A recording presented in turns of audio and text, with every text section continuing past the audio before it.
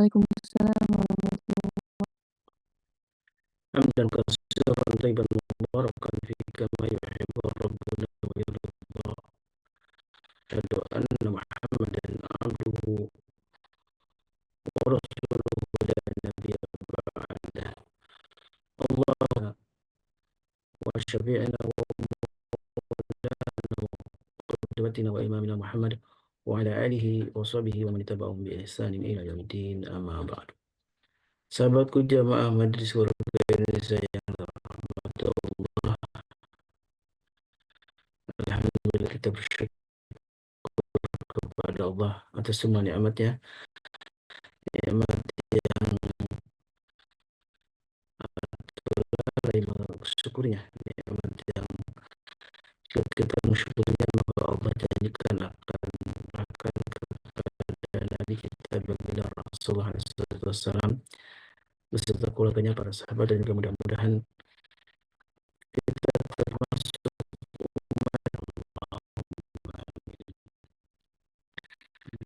sahabatku yang berkata Allah. Alhamdulillah wa syukurlah, pagi ini biasanya kita berjumpa dengan putranya yang ada di pesantren untuk alhamdulillah sahabat beliau Ustaz Hasan Bisri yang biasanya ngisi di hari kebetulan, dan beliau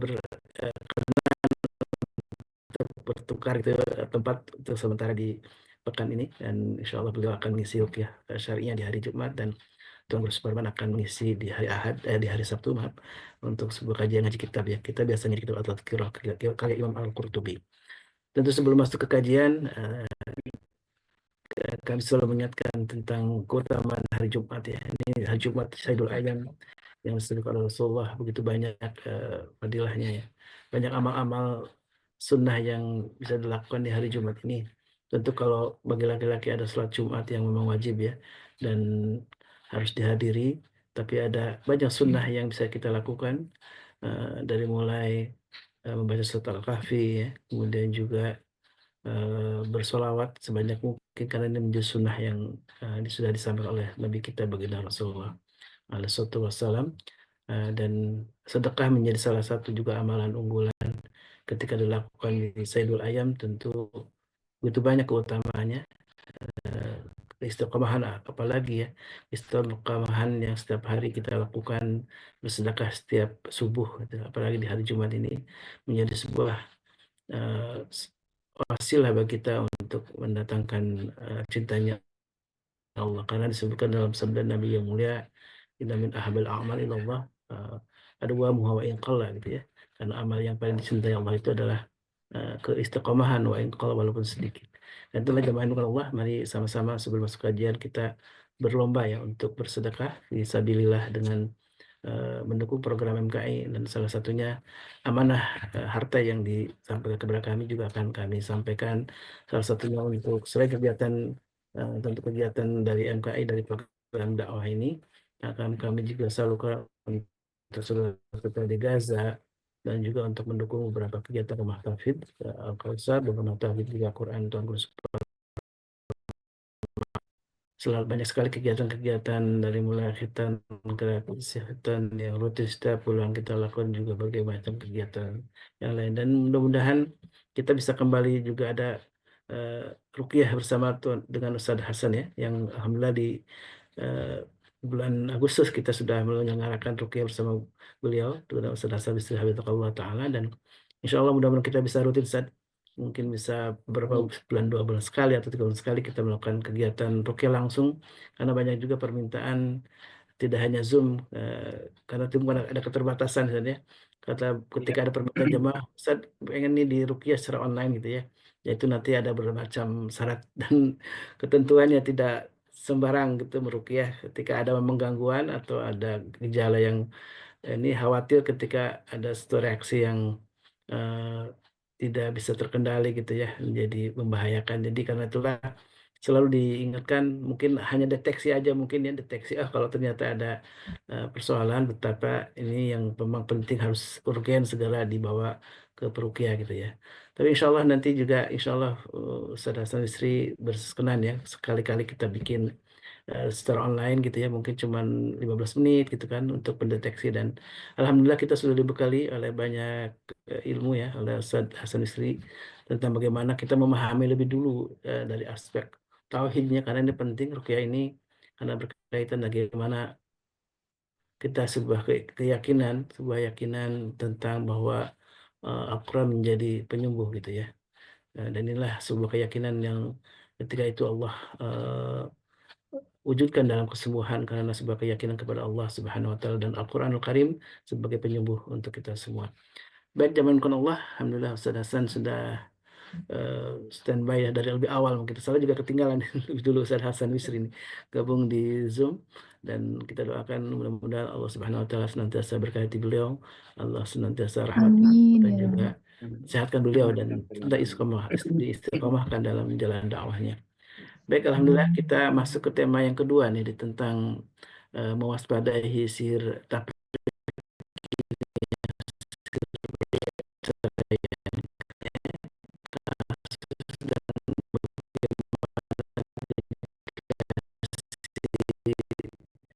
sihir tapi bagaimana solusinya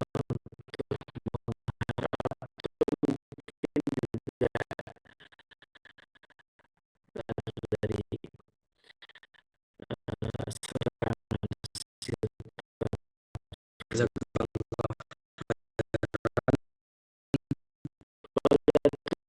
masyhur Ustaz. Waalaikumsalam Waalaikumsalam warahmatullahi warahmatullahi wabarakatuh. Waalaikumsalam wabarakatuh. warahmatullahi wabarakatuh. Alhamdulillahirabbil alamin wal aqibatu lil muttaqin wala udwana illa 'alal zalimin.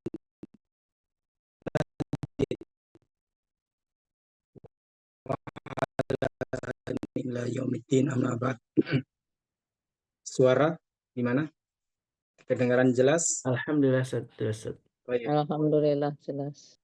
Alhamdulillah kita bersyukur kepada Allah yang telah menggerakkan hati kita, memberikan kesempatan pada kita untuk hadir di Zoom. Meskipun kita tidak bertemu secara offline, kita bertemu dengan online ini.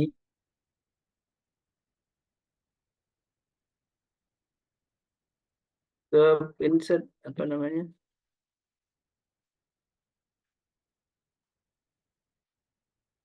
Masih mute. Oke, baik. Baik, hadirin sekalian, kita bersyukur pada Allah karena Allah telah mempertemukan kita di majelis ini, meskipun via Zoom. Kita bisa bertemu dan belajar bersama akan ilmu-ilmu yang telah disampaikan oleh Nabi kita Muhammad SAW. Tapi kita berharap semoga ilmu yang kita pelajari menjadi ilmu yang bermanfaat, dan kehadiran kita di majelis ini atau gabung kita di Zoom ini secara nggak langsung telah menjadikan tempat tinggal kita, rumah kita sebagai majelis ilmu. Semoga dengan begitu Allah melimpahkan rahmatnya kepada kita dan keluarga tercinta, dan semoga kita selalu dalam lindungan Allah dari berbagai macam mara bahaya yang termasuk yang bisa merusak rumah tangga kita. Amin ya rabbal alamin. Yang kedua kalinya, salat dan salam marilah kita haturkan pada Nabi kita Muhammad sallallahu alaihi wasallam. Hadirin sekalian, pada kesempatan kali ini kita akan melanjutkan tema kita tentang sihrut tafriq, yaitu sihir pemisah. Yang mana ini bisa mengancam kehidupan rumah tangga kita, baik secara langsung atau tidak langsung, baik secara kita sadari atau tidak. Meskipun kita akui bahwa yang namanya perceraian itu banyak faktornya, ya. Banyak tendensinya, banyak sebab dan alasannya. Tapi dari sekian banyak alasan atau sebab, kita nggak boleh memungkiri adanya campur tangan setan, atau dalam hal ini ya kekuatan gaib atau magic, yang mana itu bisa membuat rumah tangga kita jadi berpisah atau bercerai. Ya. Dan itu sudah disampaikan tidak hanya oleh para ulama, ya. Allah pun melalui surat Al-Baqarah ayat 102 sudah menyebutkan, ya, termasuk di antara jenis sihir yang perlu kita waspadai adalah ma yufarriqu bainal mar'i wa zaujih, ya, yang bisa memisahkan antara suami dan istrinya. Artinya sihir perpisahan ini walaupun kita belum pernah mengalami dan naudzubillah min dzalik, ya, tapi kita nggak boleh kemudian mengingkari keberadaannya, ya, karena Al-Quran telah menyebutkan secara jelas dan kemarin sudah kita bahas itu, ya. Begitu pula Rasulullah SAW juga telah mengingatkan kita, ya, dalam hadisnya bahwa di antara fitnah terbesar setan yang dilakukan pada manusia adalah targetnya memisahkan antara suami dan istrinya. Kalau bisa dia melakukan hal itu, mereka dapat reward, dapat semacam ganjaran dari bos mereka, yaitu iblis, dengan kedudukan yang tinggi di sisinya. Artinya ini merupakan medan dakwah mereka, ya, atau medan mereka untuk mencari posisi jabatan terdekat di sisi raja mereka, yaitu iblis laknatullah alaih. Dan mereka akan all out melakukan hal itu. Kalau kita menyepelekan atau kita tidak mewaspadai hal ini, ya tentu kita akan menjadi mangsa mereka, ya. Naudzubillah min dzalik. Dan kemarin sudah kita tutup pembahasan dengan menyebutkan ciri-ciri, ya. Apa indikasinya kalau rumah tangga kita telah menjadi sasaran setan untuk memisahkan atau membuat rumah tangga kita jadi berantakan. Kemarin sudah kita sampaikan, diantaranya adalah ada perubahan yang drastis. Ini yang indikasi yang sering terjadi. Nggak ada angin, nggak ada hujan istilahnya, nggak ada sebab yang logis, ya. Tiba-tiba suami menceraikan istrinya atau istri menggugat cerai suaminya. Kemudian suka memperbesar masalah. Yang namanya permasalahan dalam rumah tangga itu pasti ada, kecil ataupun besar. Tapi kalau yang kecil diperbesar, kemudian jadikan masalah, itu yang harus kita curigai. Kemudian yang bersangkutan pun merasa tidak nyaman di rumah, baik suami atau istri. Merasa rumah itu tidak menyenangkan. Jauh dari konsep baiti jannati, rumahku surgaku, itu jauh dari konsep mereka, atau jauh dari kehidupan mereka.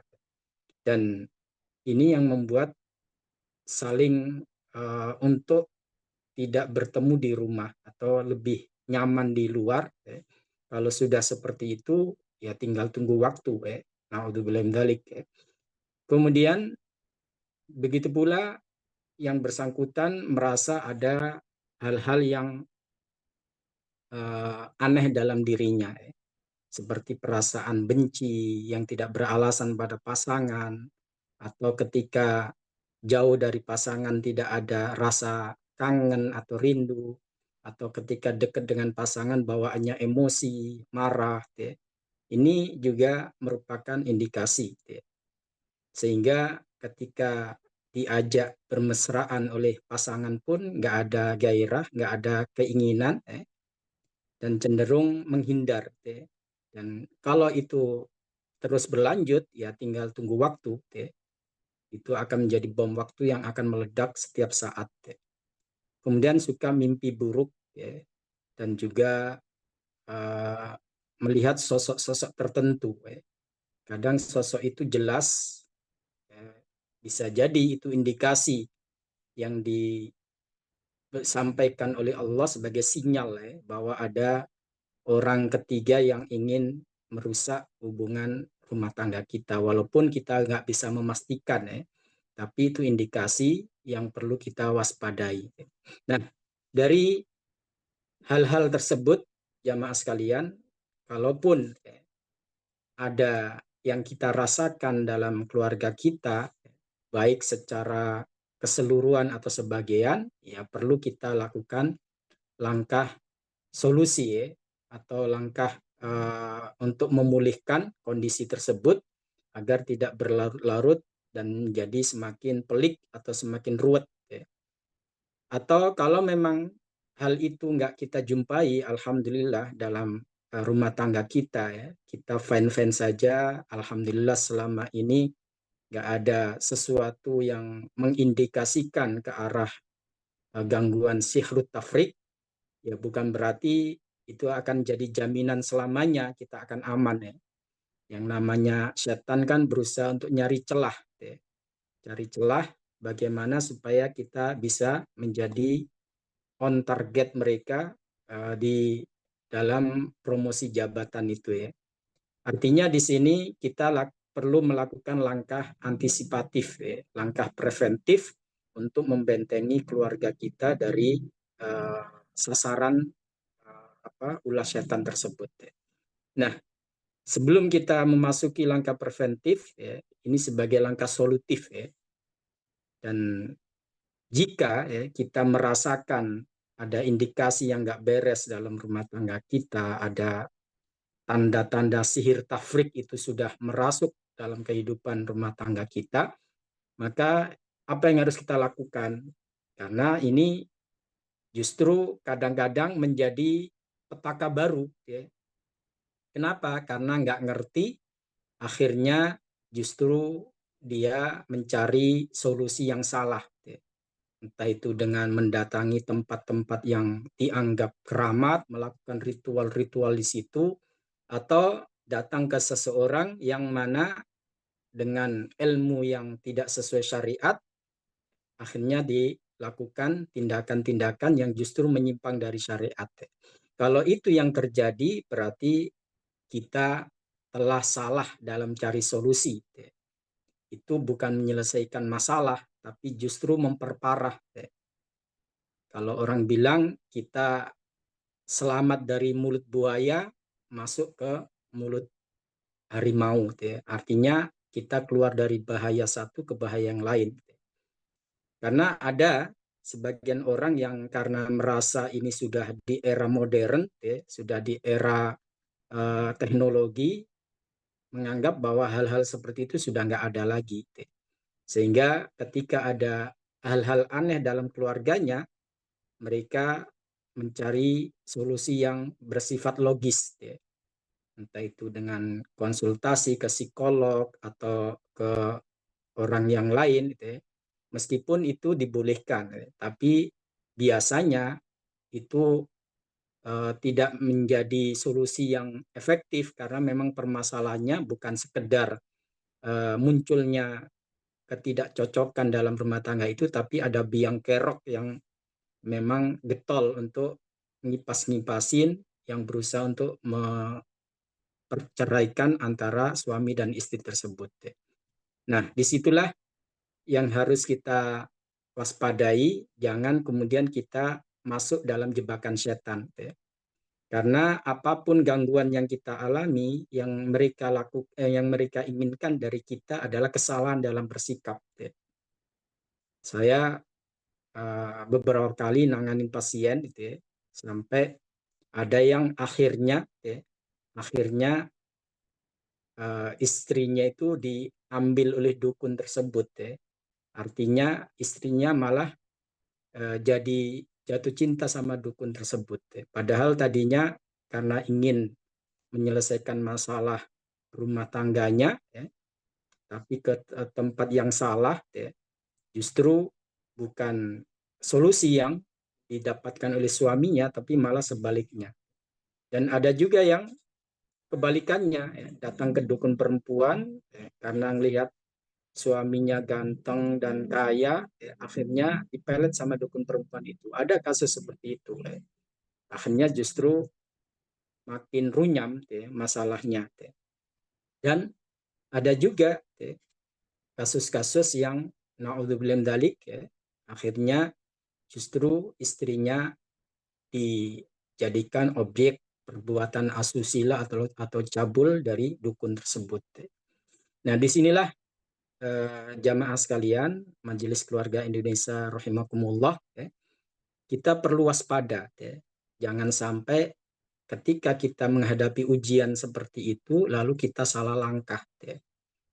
Dan syariat kita sudah menegaskan bahwa kalau kita mengalami hal-hal seperti itu, maka jangan sampai kemudian kita berpaling dari Allah.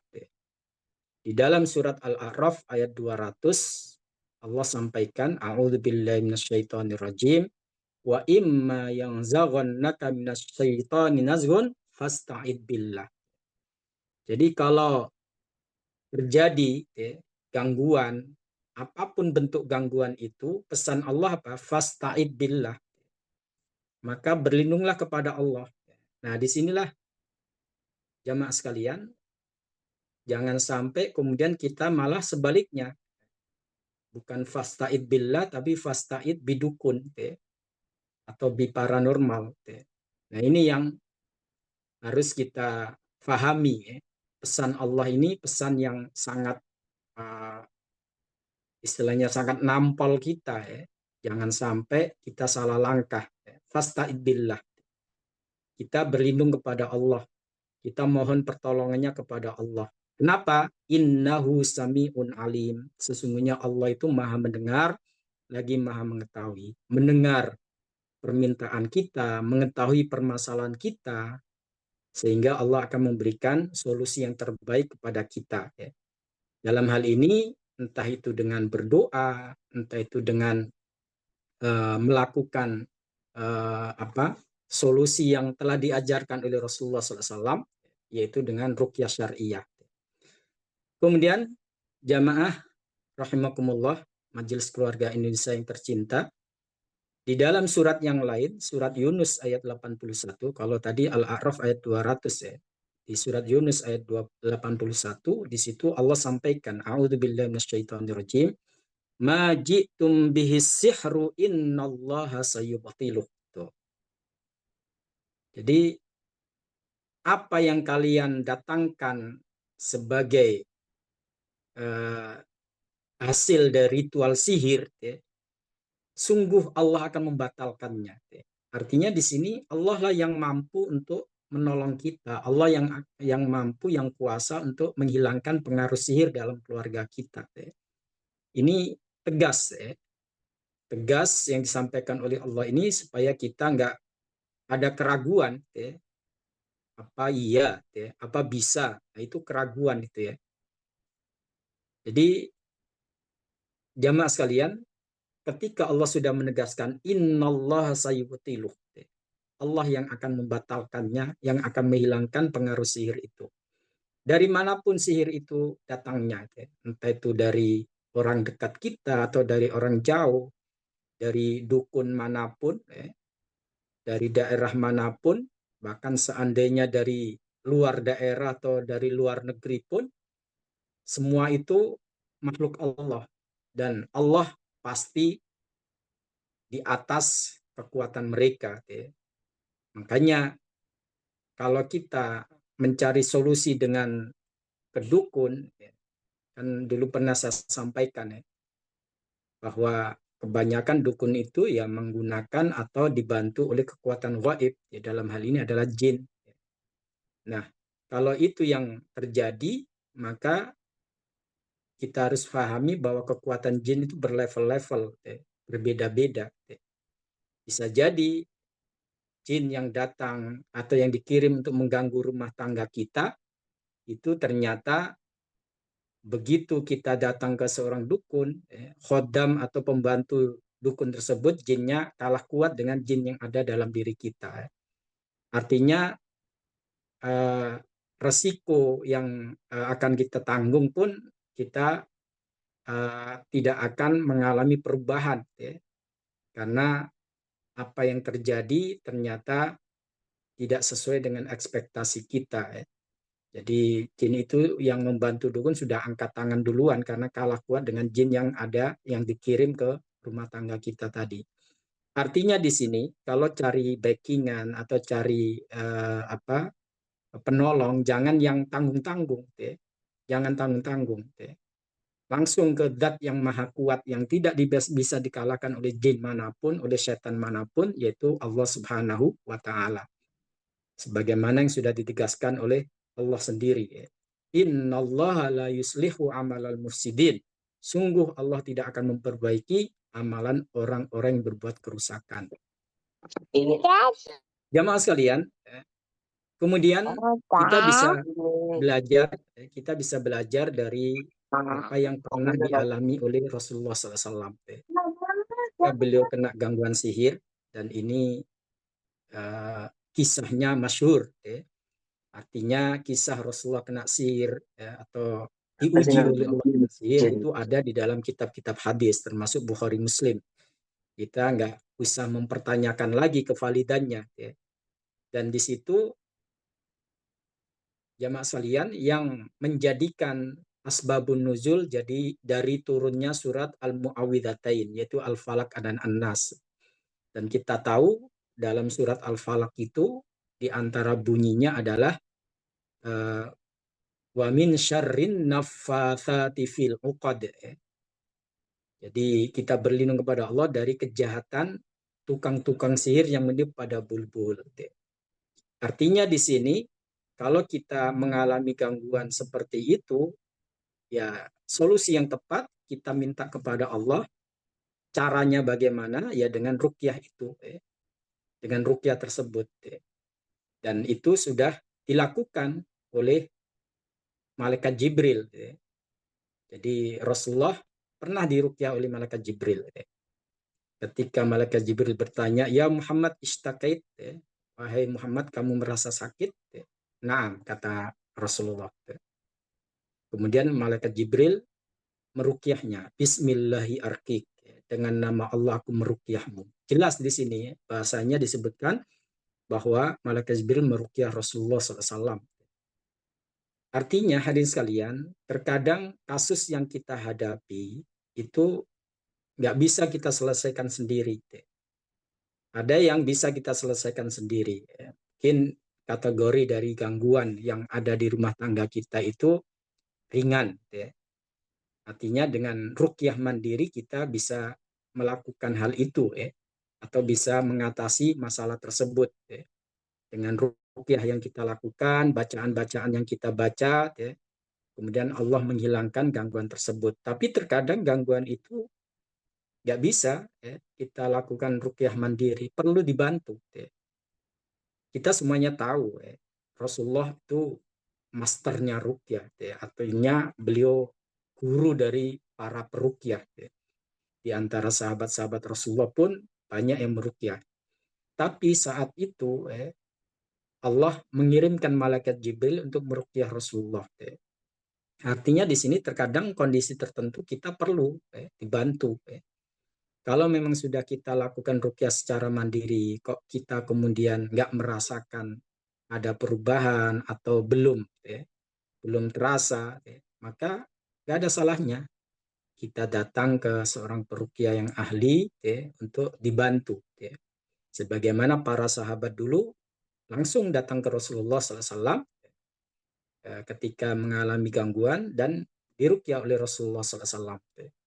Artinya hal ini bukan aib, bukan aib.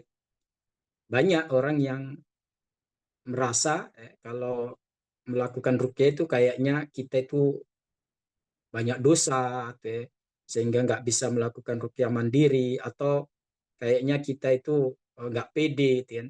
Ini bukan masalah pede atau kita banyak kesalahan atau dosa, tapi di sini adalah upaya untuk mencari solusi. Bisa kita lakukan dengan mandiri atau dibantu dengan yang lain. Sebagaimana itu dilakukan oleh para sahabat Rasulullah. Kadang mereka meruqyah dirinya sendiri, kadang datang ke Rasulullah kemudian minta supaya didoakan atau diruqyah oleh Rasulullah SAW. Jadi sekali lagi jamaah keluarga ini, Majelis Keluarga Indonesia, tidak ada aib di sini ya, karena ruqyah adalah solusi syar'i ya, yang betul-betul sebagai warisan Rasulullah SAW. Sebagaimana kita berobat ke dokter, ya, kita nggak merasa itu aib, ya. Justru kita merasa perlu. Ya. Nah, begitu pula datang ke ruqyah. Ya. Dan kita tetap keyakinan kita hanya pada Allah. Ya. Jangan bergantung kepada peruqyah itu atau kepada dokter tersebut. Ya. Ini perlu ditegaskan juga. Ya. Kemudian jamaah sekalian, ada aktivitas yang mungkin selama ini kita anggap sepele, kita anggap nggak ada kaitannya dengan solusi syar'i terkait dengan permasalahan rumah tangga. Padahal ini cukup efektif ya dalam satu sisi. Apa itu? Yaitu mandi bersama. Suami istri mandi bersama. Di antara jamaah mungkin bisa bertanya kepada diri masing-masing. Ya. Pernahkah mandi bersama dengan suami atau dengan istri? Kalau pernah, kapan itu dilakukan? Sudah lamakah atau waktu pengantin baru dulu? Kan gitu ya. Padahal, hadirin sekalian, ini merupakan suatu hal yang sering dilakukan Rasulullah SAW. Sering dilakukan Rasulullah SAW. Mandi bersama istrinya. Dan ikhwas sekalian, saya ada beberapa kisah nyata dari pasien-pasien yang saya tangani terkait dengan masalah rumah tangga. Sekitar 2 tahun ya, 2 tahun yang lalu saya ditelepon oleh, dulu pernah saya ruqyah ibunya seorang ibu pernah saya ruqyah dan alhamdulillah Allah sembuhkan dari sakitnya. Kemudian ketika dia punya anak mantu ketika dia sudah punya mantu anaknya ini kayaknya kurang harmonis bahkan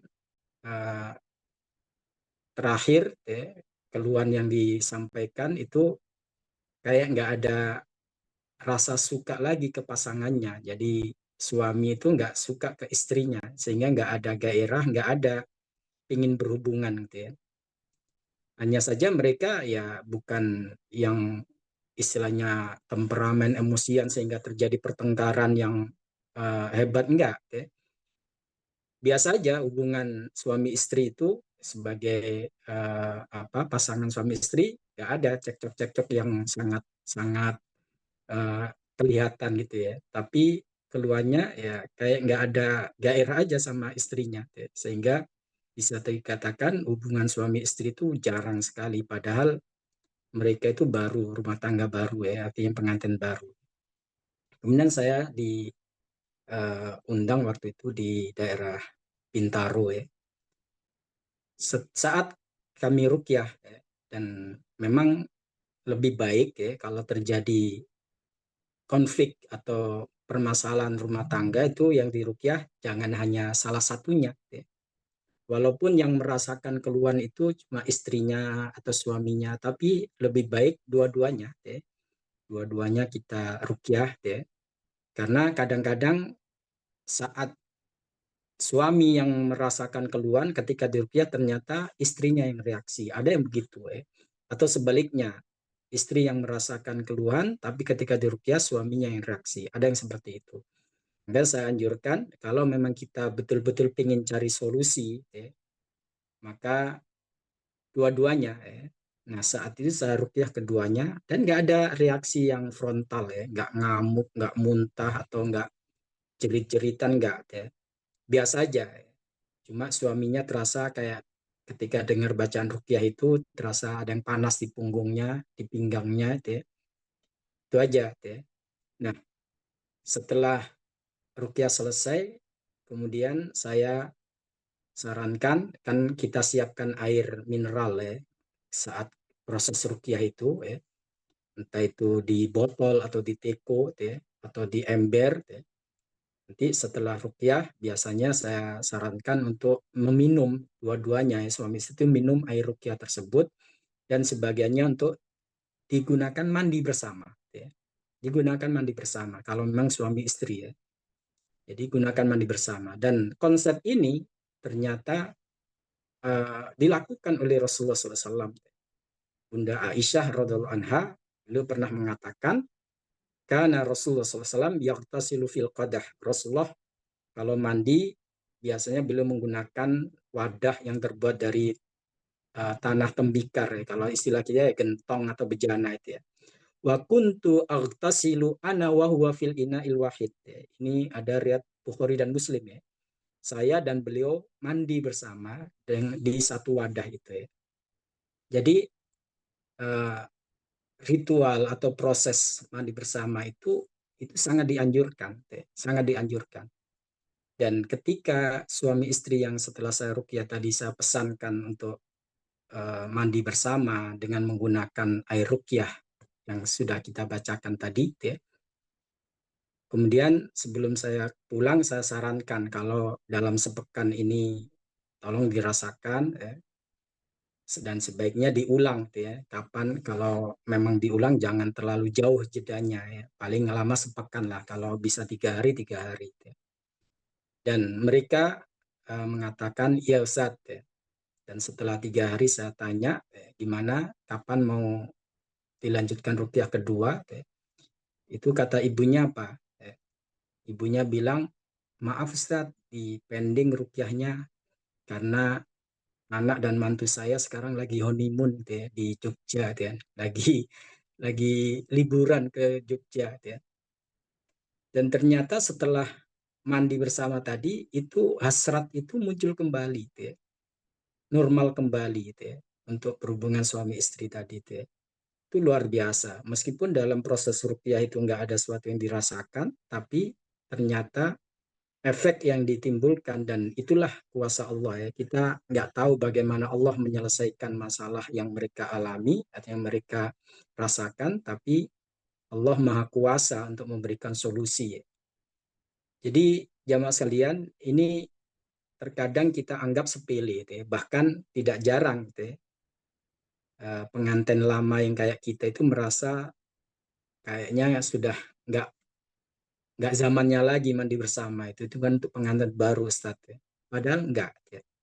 Rasulullah SAW, dan ini tidak hanya itu ya, tidak hanya bersama Aisyah ya.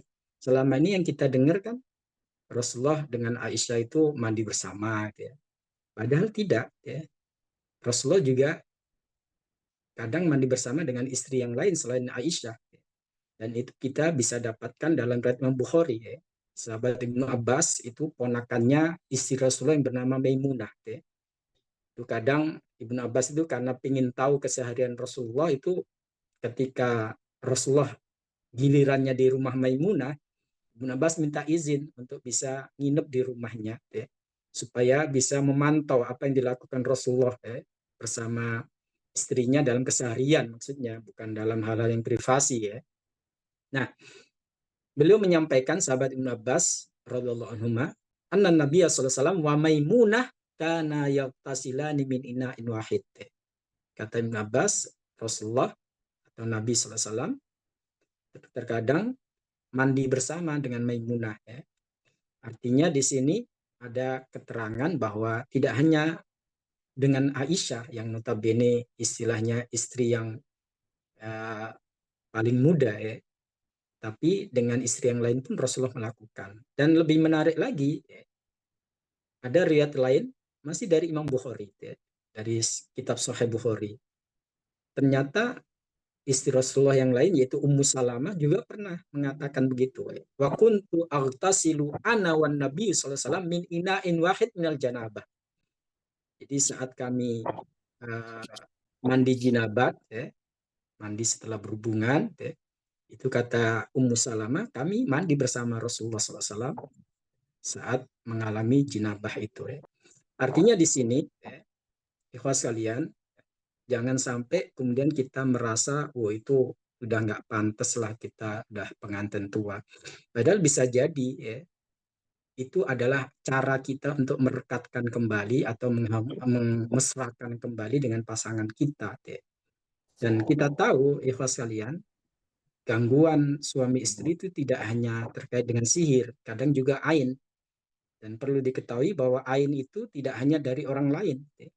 Kadang bisa terjadi dari suami kita atau istri kita. Karena kagum dengan apa yang kita lakukan, apa yang kita kerjakan, atau apa yang kita miliki, yaitu dari paras atau dari tindak tanduk kita yang membuat pasangan kita kagum lalu nggak mendoakan. Itu jadi celah setan. Dan kita tahu solusi untuk menghilangkan ain yang paling efektif adalah dengan orang yang bersangkutan itu mandi, kemudian dipakai mandi oleh korbannya atau oleh yang kena ain. Itu paling efektif. Nah, saat mandi bersama itu kan pasti namanya air itu dari tubuh kita ya akan mengenai pasangan kita juga. Dan Bunda Aisyah pernah menceritakan bagaimana proses beliau mandi bersama Rasulullah. Itu ada dalam Sahih Muslim. Untuk aghtasilu wa ana Rasulullah SAW min inna'in. Kami pernah mandi bersama Rasulullah. Di antara kami itu ada bejana, ada tempat. Fayubadiruni. Rasulullah menyiramku, mengguyurku. Terus sampai aku mengatakan dakli, biarkan saya, jangan diguyur terus. Artinya itu kan luar biasa, ada komunikasi verbal, ada komunikasi anggota tubuh. Artinya di sini Bunda Aisyah melakukan itu bersama Rasulullah SAW. Dan kita bisa mengikuti hal itu. Jadi ini bukan aib atau bukan suatu yang tabu. Sudah nggak pantas Ustaz, enggak. Rasakan banyak pasien-pasien yang sudah membuktikan bahwa ritual ini atau mandi bersama dengan suami atau istri itu ternyata sangat efektif untuk memesrakan hubungan kita kembali. Baik, begitu pula ada satu hal sebelum kita masuk ke langkah protektif, ada satu hal yang terkadang juga kita anggap sepele, yaitu ketika pasangan kita lagi head, atau bagi istri ketika head itu merasa sudah nggak perlu lagi bermesraan dengan pasangannya atau dengan suaminya. Padahal kita tahu wanita yang sedang haid itu kadang-kadang mereka karena mengalami hal seperti itu, bahkan kadang-kadang juga ada sakit fisik yang dirasakan. Tidak jarang orang yang haid itu ada keluhan-keluhan yang cukup serius, entah itu dari sisi emosinya atau dari sisi kesehatan fisiknya, itu ada yang berpengaruh seperti itu. Nah, kadang-kadang kondisi seperti itu kita malah jauhi pasangan kita. Dan itu sangat rentan, kondisi seperti itu dimanfaatkan oleh setan, baik setan secara langsung atau setan kiriman. Makanya kalau kita belajar dari rumah tangga Rasulullah, sebagaimana yang diceritakan oleh Bunda Aisyah, memang ikhwas sekalian, jamaah keluarga Indonesia rahimakumullah, kita banyak berhutang budi kepada Bunda Aisyah, karena beliaulah banyak yang mengungkap rahasia-rahasia di dalam rumah tangganya, dalam artian untuk pembelajaran, bukan suatu aib, bukan. Dan ini nggak akan bisa dilakukan oleh sahabat yang lain, karena ini masalah yang mereka lakukan di dalam rumah atau di dalam kamar. Nah, termasuk ketika Bunda Aisyah atau istri Rasulullah yang lain sedang haid, itu ternyata Rasulullah masih suka mencumbunya. Artinya di sini bukan berhubungan badan, tapi bermesraan.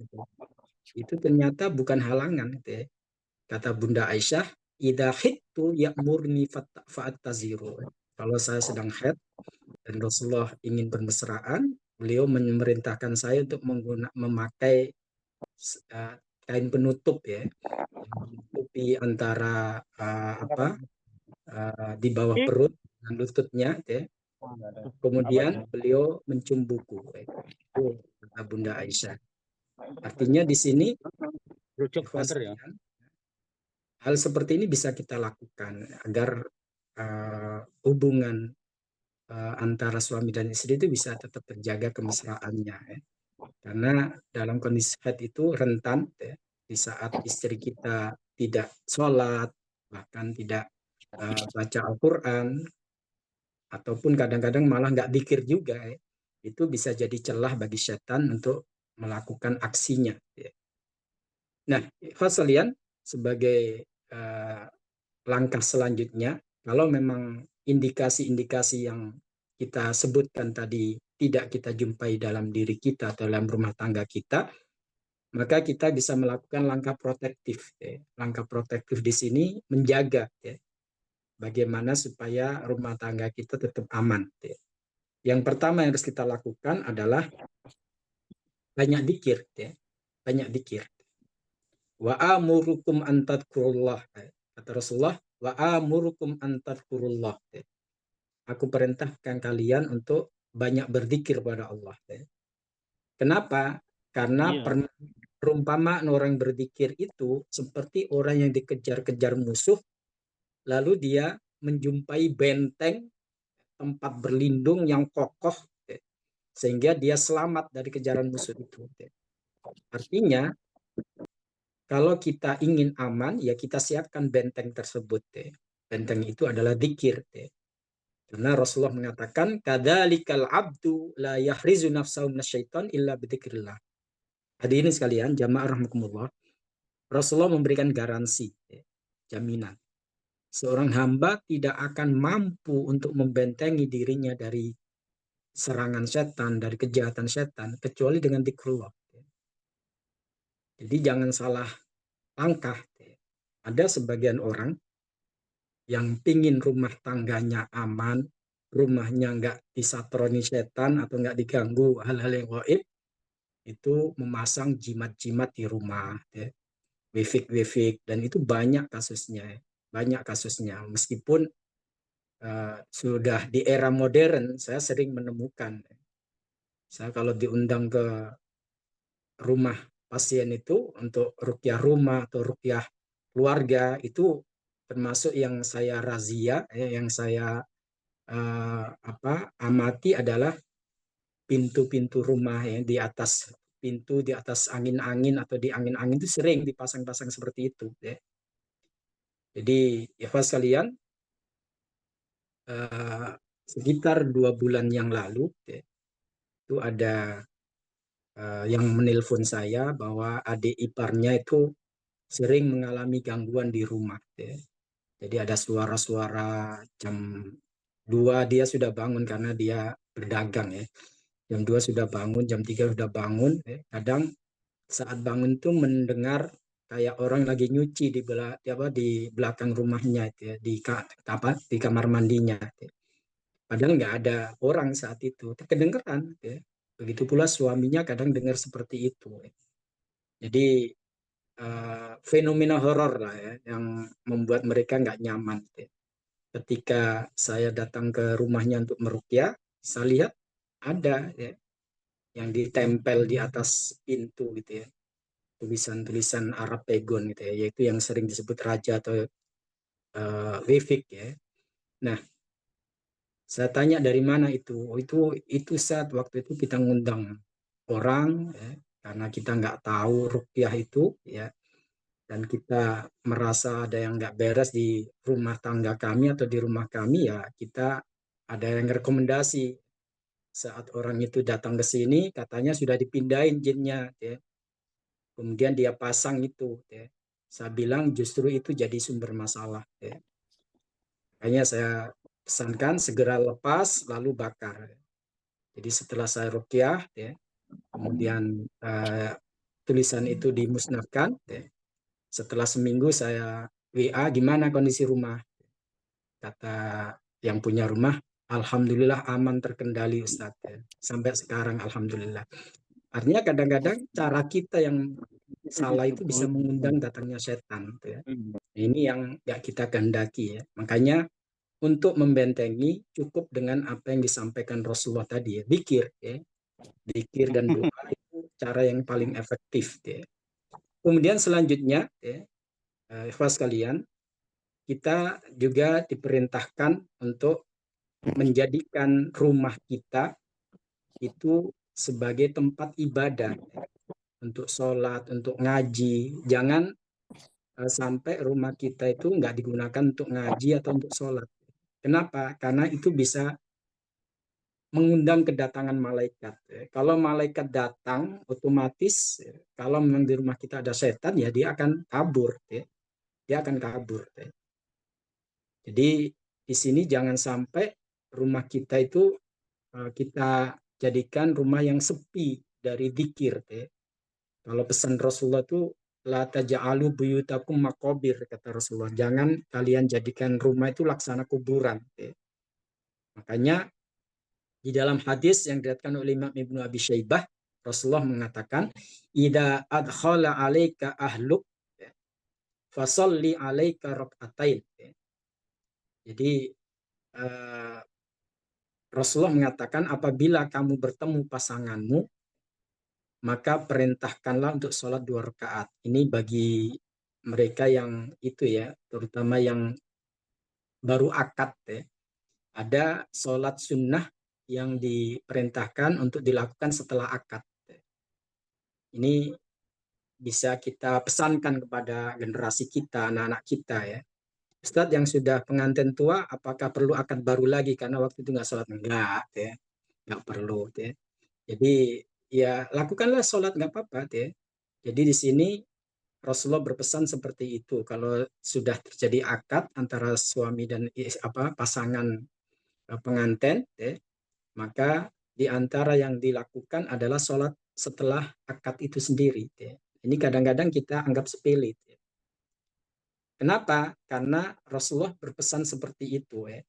Idza tazawwada ahadukum ra'atan fakana lailatal bina. Ya, kata Rasulullah, ini hadis riwayat Imam Bazar. Ya. Apabila di antara kalian menikah, lalu di malam pertama itu fal yusolli rakaatain. Ya. Salatlah 2 rakaat. Ya. Jadi suami jadi imam, lalu istri makmum di belakangnya. Fal ya'murha fal tusolli khalfal rakaatain itu. Hendaklah dia perintahkan istrinya untuk menjadi makmum di belakangnya, salat 2 rakaat. Fa innallaha ja'ilun fil baiti khaira. Karena dengan begitu Allah akan menurunkan kebaikan dan keberkahan di rumah tersebut. Ya. Jadi itu bisa mendatangkan kebaikan dan keberkahan dari Allah Subhanahu wa taala. Kemudian dalam hadis riwayat Imam Tabrani, Rasulullah mengatakan, idza dakhalatil mar'atu ala zaujiha, apabila seorang istri sudah ketemu suaminya, sudah melakukan akad nikah, yaqumur rajulu fataqumu min khalfihi. Laki-laki itu memimpin dia sholat, dia jadi imam, sedangkan istrinya di belakangnya untuk menjadi makmumnya. Fal yusalliyani rakaatain. Maka hendaklah sholat 2 rakaat. Jadi ini yang disebut sholat pasca akad. Dan ini sunnah. Sunnah. Kemudian di dalam hadis yang lain, riwayat Imam Abdul Razak, di sini disebutkan dari Abu Sa'id bahwa Usaid salah seorang sahabat berkata, tazawwajtu imra'atan wa ana mamlukun. Fada'autu ashaban Nabi sallallahu alaihi wasallam fi Abu Dar wa Ibn Mas'ud wa Hudzaifah. Saya ketika menikah dalam walimah itu saya mengundang beberapa orang sahabat Nabi seperti Abu Dar, Ibn Mas'ud, Hudzaifah. Kemudian Abu Dar mengatakan, laisa laka dzalik faqaddamuni wa ana mamlukun fa'amamtuhum fa'allamuni. Jadi setelah itu Abu Dar ini memerintahkan orang yang habis akad tadi atau yang pengantin baru tadi diperintahkan untuk sholat 2 rakaat dan istrinya menjadi makmumnya.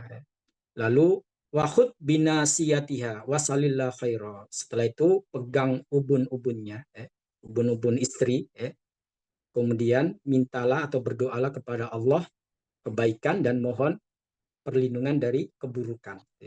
Itu seperti itu. Jadi di sini ada beberapa doa yang diajarkan oleh Rasulullah SAW saat kita usai sholat setelah akad itu ya. Di antaranya doa tersebut, dan ini ada di dalam riwayat Imam Tabrani, ya. yaitu Allahumma barik li fi ahli wa barik lahum fiyya. Ya Allah, jadikanlah aku sebagai keberkahan untuk keluargaku atau untuk istriku, wa barik lahum fiyya, dan berkailah mereka atas keberadaanku di tengah-tengah mereka. Kemudian Allahumma rzuqni minhum warzuqhum minni, dan berilah aku rizki bersama mereka dan berilah mereka rezeki atas keberadaanku di sisi mereka. Kemudian minta kepada Allah, Allahumma jama' bainana ma jama'ta ila khair. Ya Allah, kumpulkan kami selama Engkau kumpulkan dalam kebaikan. Wa farriq bainana idza farqta ila khair. Tapi kalau memang Engkau mendaki kami tidak berkumpul lagi, maka di sini kita minta kepada Allah supaya diberikan kebaikan, dalam artian kita minta selalu posisi yang baik, kondisi yang baik dalam kondisi apapun dalam rumah tangga kita. Jadi ini istilahnya kita pasrahkan kepada Allah Subhanahu wa taala dan kita minta yang terbaik kepada Allah Subhanahu wa taala. Lalu ada juga doa yang lain riwayat Imam Abu Dawud, dan ini yang sering disebut sebagai pelet yang syar'i, Jadi pada umumnya pelet itu enggak syar'i, tapi ini ada pelet yang syar'i, dan ini bisa diterapkan tidak hanya pengantin baru, pengantin lama pun boleh kalau ada konflik, ada masalah di keluarganya atau di pasangannya, entah itu suami atau istri, bisa melakukan hal ini. Di sini Imam Abu Dawud meriwayatkan bahwa Rasulullah bersabda, "Idza tazawwaja ahadukum ra'atan aw ishtara khadiman." Kalau di antara kalian menikah atau mempunyai pembantu baru, maka bacalah Allahumma inni as'aluka khairaha wa khaira ma jabaltaha alaihi. Ya Allah, aku memohon kepadamu kebaikannya dan kebaikan yang telah Engkau anugerahkan kepadanya. Wa a'udzu bika min syarriha wa min syarri ma jabaltaha alaihi. Dan aku berlindung kepadamu dari keburukannya dan keburukan yang ada pada tabiatnya. Artinya di sini kita diperintahkan oleh Allah untuk melakukan hal itu, oleh Rasulullah untuk melakukan hal itu agar rumah tangga kita selalu dalam kebaikan. Kemudian yang selanjutnya, berdoa saat masuk rumah itu penting. Suami dari manapun kita pergi lalu pulang, jangan sampai kita selonang-selonang saja, perlu berdoa. Kenapa? Di sini Rasulullah sampaikan dalam hadis riwayat Muslim, idza dakhala ar-rajulu baitahu fadzakarallah inda dukhuli wa inda ta'ami qala syaitan la mabita lakum wala asya. Seorang suami ketika pulang atau seorang istri ketika pulang ke rumah lalu dia membaca doa, minimal bismillah, kita baca dzikir, maka kalau ada setan di rumah kita, entah itu setan yang datang sendiri atau setan yang dikirim, mereka akan mengatakan kepada teman-temannya, la mabita lakum wala asya. Kalian tidak dapat jatah menginap dan juga tidak dapat jatah makanan. Artinya mereka terusir dengan dzikir kita tadi. Meskipun jamaah sekalian, ada juga dzikir yang khusus, yang diriwayatkan oleh Imam Abu Dawud. Kita boleh dzikir yang secara umum, termasuk baca bismillah tadi, tapi ada dzikir khusus yang diajarkan Rasulullah saat kita masuk rumah. Dan ini cakep dzikirnya. Allahumma inni as'aluka khairal maulaji wa khairal makhraji. Ya Allah, saya minta kepadamu kebaikan saat masuk rumah ini dan kebaikan saat keluar. Bismillahi walajna wa bismillahi kharajna. Dengan nama Allah kami masuk dan dengan nama Allah kami keluar. Wa ala rabbina tawakkalna, dan hanya kepada Tuhan kami bertawakal. Jadi sekalian, jangan dikira meskipun itu rumah kita sendiri, kemudian kita akan selalu aman. Kadang-kadang permasalahan itu di rumah tersebut. Hanya di sini kita lakukan langkah protektif, antisipatif, supaya hal-hal negatif yang nggak kita inginkan itu nggak terjadi. Kemudian pesan Rasulullah dalam hadis riwayat Muslim, ij'alu min sholatikum fi buyutikum wa la tattakhidhu qubura. Tuh. Jadikanlah sebagian sholat kalian itu di rumah. Ini kalau bagi yang laki-laki ya, kan memang diperintahkan untuk sholat berjamaah di masjid ya. Tapi para ulama menasihatkan kalau bisa ya, sholat ba'diyahnya kalau memang nggak bisa qobliyah ya. Kalau qobliyah kan sebelum ya. Itu kalau rumah kita jauh dari masjid bisa masalah itu ya, kita terlambat berjamaah ya. Tapi kalau rumah kita dekat ya, seperti Rasulullah kan dekat dengan masjid ya. Beliau selalu qobliyahnya di rumah ya. Kita juga bisa melakukan itu kalau dekat masjid ya. Kemudian setelah sholat berjamaah bagi laki-laki, ba'diyahnya di rumah ya. Itu akan membawa kebaikan yang luar biasa di rumah kita ya. Jadi ba'diyahnya di rumah kalau bisa ya. Meskipun kadang-kadang kalau nggak terbiasa suka lupa kita ya. Apalagi begitu pulang dari masjid, ketemu teman di perjalanan ngobrol ya. Setelah itu sampai rumah lupa ba'diyah. Itu kalau belum terbiasa kadang begitu. Tapi kalau sudah biasa insya Allah enggak ya. Kemudian ada juga seperti sholat tahiyatul masjid, ternyata sholat tahiyat rumah itu ada ya. Mungkin di antara jamaah majelis keluarga Indonesia ini baru dengar kali ya. Ternyata ada tahiyat rumah itu ya.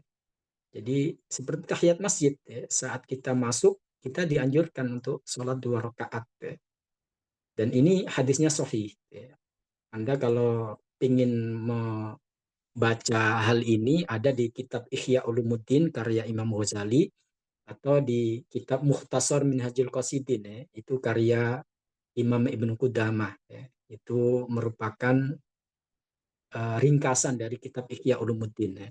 Nah, di situ disebutkan ada hadis dari Imam Bazzar yang disahihkan oleh Imam Al-Haythami dan Imam Albani yang mana Rasulullah bersabda, "Idza kharajta min manzilika fasholli rakaatain yamna'anika min makhrajis su." Ya. Jadi kalau kamu mau keluar dari rumah, sholatlah 2 rakaat ya. Jadi sebelum kita keluar dari rumah, sholat 2 rakaat. Itu akan mencegahmu dari hal yang buruk di luar rumah ya. Insyaallah kita akan dalam lindungan Allah ya. Wa idza dakhalta ila manzilik fasholli rakaatain. Begitu pula saat masuk rumah ya. Salatlah 2 rakaat. Yamna'anika min madkhalis su, ya. Itu akan melindungimu dari keburukan di rumah tersebut ya. Tuh, entah itu sumbernya dari mana kita nggak tahu ya. Tapi yang jelas Allah akan memprotek kita kalau ada keburukan seperti itu. Sebagian ulama menjelaskan ini nggak harus sholat khusus tahiyat rumah nggak ya. Ya kayak tadi kita habis dari masjid, begitu masuk rumah kita sholat 2 rakaat ba'diyah ya, entah itu ba'diyah zuhur atau ba'diyah maghrib atau ba'diyah itu sudah mewakili ya. Sudah mewakili. Pokoknya sholat 2 rakaat ya, itu sudah mewakili di situ ya. Kemudian yang selanjutnya jadikan rumah untuk tilawah ya. Tilawah termasuk baca surat Al-Baqarah. Kalau memang kepanjangan ya 10 ayat yang ada di surat Al-Baqarah itu bisa mewakili ya. Yaitu 4 ayat di permulaan surat Al-Baqarah ya, Alif Lam Mim sampai wa ulaika humul muflihun. Kemudian ayat kursi dan 2 ayat setelahnya jadi 4 tambah 3 jadi 7 ya. Kemudian 3 ayat terakhir surat Al-Baqarah ya, sehingga genap menjadi 10 ayat. Itu bisa mewakili itu ya. Kalau memang kita nggak punya waktu untuk baca surat Al-Baqarah dari awal sampai akhir atau nggak punya kemampuan, kan kadang ada ya. Bukan di Majelis Keluarga Indonesia ya. Insya Allah di sini enggak ya. Ada orang yang memang belum bisa baca Al-Quran. Jangankan baca surat Al-Baqarah ya, baca Al-Ikhlas saja dia nggak bisa ya kan gitu ya. Ada yang seperti itu ya. Nah, itu bisa dilakukan cara tadi ya untuk membaca sebagian dari surat Al-Baqarah yang setelah disebutkan tadi. Kenapa? Kata Rasulullah itu akan mencegah datangnya setan dalam kehidupan rumah tangga kita ya. Kemudian di dalam hadis yang lain Rasulullah juga menganjurkan kita untuk membaca dzikir tertentu termasuk baca ayat kursi, Al-Ikhlas, Al-Falaq, An-Nas saat mau tidur ya. Perlu diketahui Majelis Keluarga Indonesia rahimakumullah bahwa kebanyakan protokoler dari tukang sihir atau dukun itu malam hari. Mereka melakukan ritual itu malam hari. Saat kita terlelap tidur, nah itu jadi mangsa empuk bagi mereka. Apalagi kalau tidurnya nggak kita antarkan dengan zikir, otomatis kita blank gitu ya. Kita nggak ada penjagaan sama sekali ya, sehingga mereka leluasa. Nah, sebelum hal itu terjadi, Rasulullah sudah menganjurkan kita untuk membaca zikir-zikir sebelum tidur, termasuk baca Al-Kafirun, Al-Ikhlas, Al-Falaq, An-Nas, atau ayat kursi. Ya. Kemudian selanjutnya yang terakhir adalah zikir pagi dan sore. Ya. Itu penting juga sebagai benteng al-makfurat atau adkarus sobah wal masa. Walaupun nggak bisa kita baca semuanya, karena waktu kita baca sebagian saja, yang penting kita rutinkan. Demikian Majelis Keluarga Indonesia rahimakumullah dan pemirsa semuanya. Semoga apa yang kita bahas ini bermanfaat dan semoga kita semuanya senantiasa dalam lindungan Allah Subhanahu wa taala. Terima kasih. Ustaz Khalis. Jazakallah khairan, Ustaz. Sungguh jelas ya bagaimana solusinya jadinya. Jadi kita sudah tahu bagaimana tindakan preventif maupun kuratif ya, jadi tindakan untuk menjaganya supaya tidak terjadi tadi keburukan di rumah tangga kita, maupun ketika sudah terjadi apa yang harus dilakukan. Tadi sudah dipaparkan oleh Ustaz Hasan Bisri, dan mudah-mudahan kita bisa mengambil hikmah dari apa yang disampaikan beliau. Dan ini kita mungkin ada waktu sedikit saja, sekitar 5 menitan untuk tanya Ya, jawab gitu ya. Silakan Pak Junaidi. Tadi sudah bertanya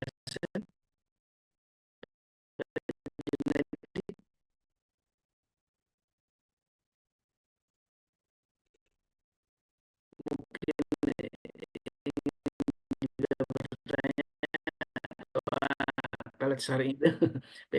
ya. Insya Allah nanti di foto Siap, siap, dikirim. siap.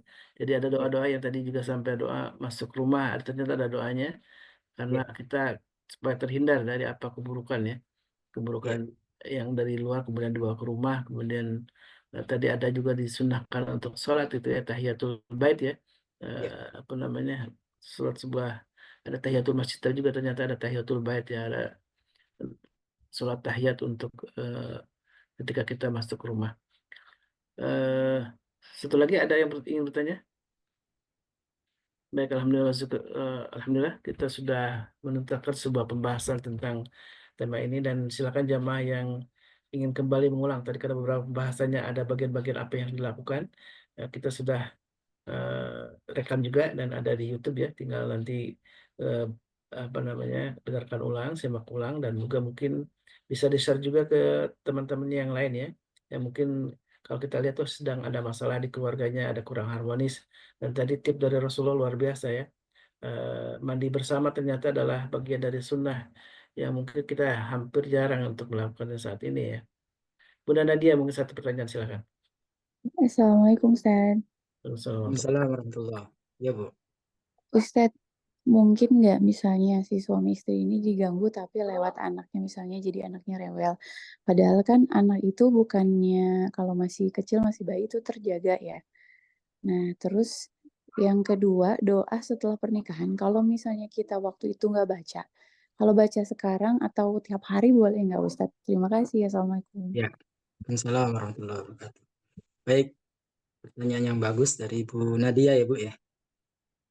Iya Ustaz. Ya, jazakillah khairan. Baik, jamaah sekalian rahimakumullah. Bismillah, alhamdulillah. Bisa ya. Jadi terkadang gangguan itu bukan langsung ke suami istri, tapi ke anak ya. Jadi ke anak. Yang mana otomatis itu akan menjadi permasalahan keluarga atau suami istri juga, karena itu tanggung jawab mereka ya. Jadi kadang-kadang hal itu nggak kita sadari ya. Dan kalau kita mengatakan bahwa anak kita pasti terjaga karena mereka belum punya dosa atau masih bersih, itu salah kaprah. Ya. Itu keyakinan yang tidak mendasar. Itu kesimpulan yang perlu dievaluasi ya, atau direvisi. Ya.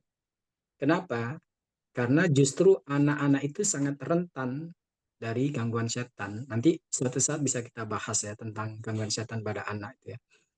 Jadi mereka itu karena belum bisa bersuci, belum bisa baca doa-doa, dan belum menyadari, ya, belum mengerti, belum ngeh, belum aware bahwa ada musuh yang harus diwaspadai, yaitu setan. Beda dengan kita yang sudah besar.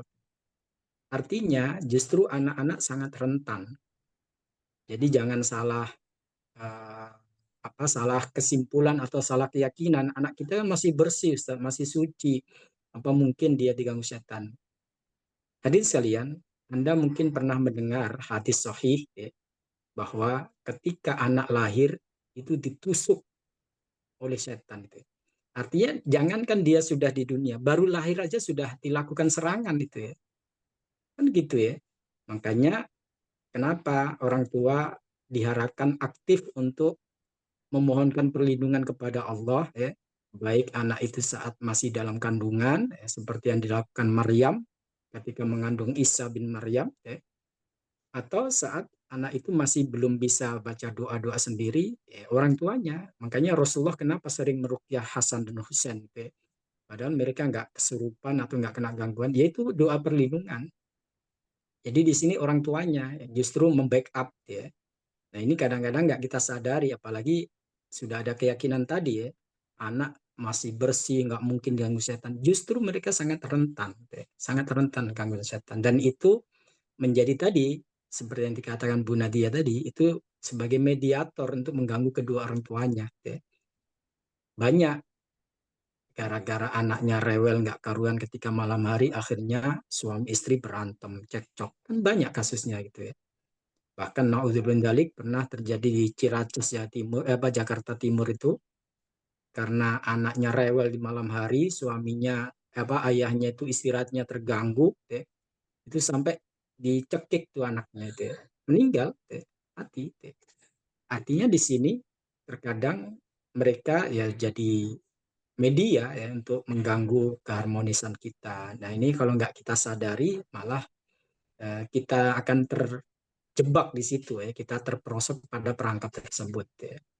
Kemudian tentang doa ya, boleh ya. Makanya saya bilang tadi ini nggak hanya khusus untuk pengantin baru ya, doa-doa seperti itu boleh dibaca bagi kita pengantin lama. Namanya berdoa ya, walaupun ada doa itu di momen-momen tertentu yang dianjurkan untuk kita baca, tapi di momen yang lain juga boleh kita membacanya. Apalagi kalau intinya itu memohon kebaikan kepada Allah, setiap saat bisa kita baca. Seperti itu. Wallahu a'lam. Baik, alhamdulillah.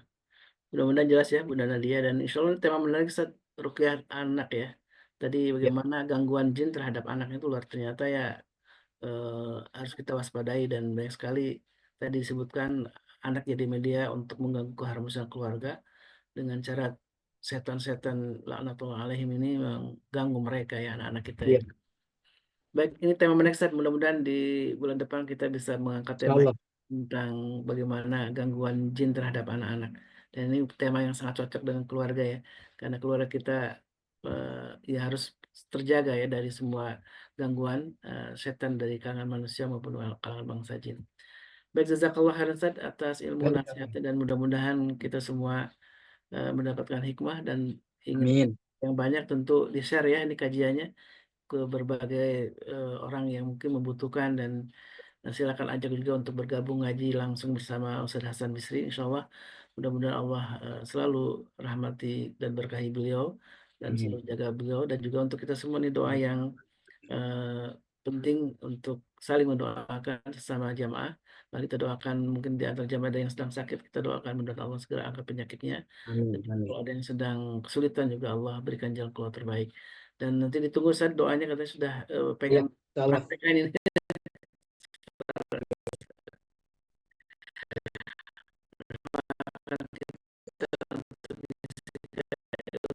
Ikut kajian, dan Amin. insya Allah untuk besok yang biasanya ruqyah kita isi dengan ngaji kita bersama Tuan Gus Parwan Fajar yang sedang ada di Semarang sebelum beliau ya, sedang bersama putranya, dan mungkin kita doakan mudah-mudahan Allah selalu menjaga beliau. Amin.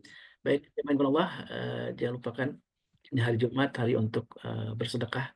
hari untuk memperbanyak amal soleh, dan banyak sekali sunnah-sunnah yang kita harus lakukan ya, sunnah-sunnah dari Nabi kita baginda Rasulullah SAW. Mari kita tutup dengan doa kafaratul majlis. Subhanakallahumma wa bihamdika asyhadu an la ilaha illa anta astaghfiruka hadana wa iyyakum. Assalamualaikum warahmatullahi wabarakatuh. Waalaikumsalam Waalaikumsalam warahmatullahi Barakallahu fikum. wabarakatuh. Jazakumullah Wa iyyakum. khairan. Wa iyyakum.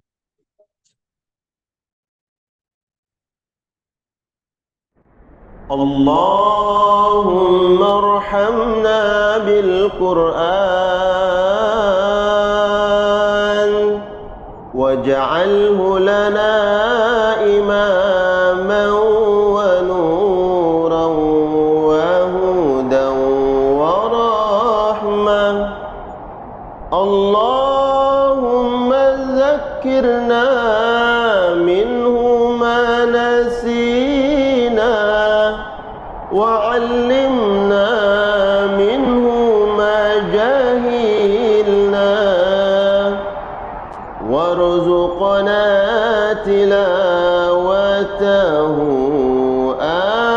آناء الليل وأطراف النهار واجعله لنا حجة يا